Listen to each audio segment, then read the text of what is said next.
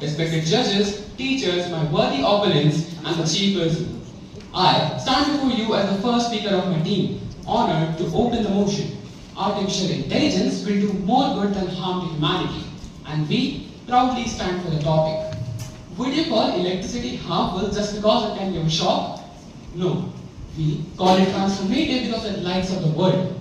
Similarly, artificial intelligence was never a threat.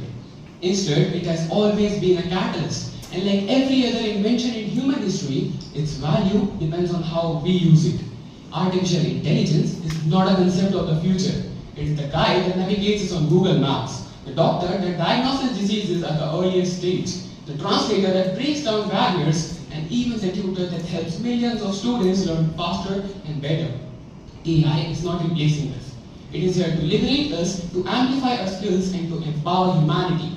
It takes away the repetitive burdens, so we can focus on what we do best, thinking, imagining, and creating.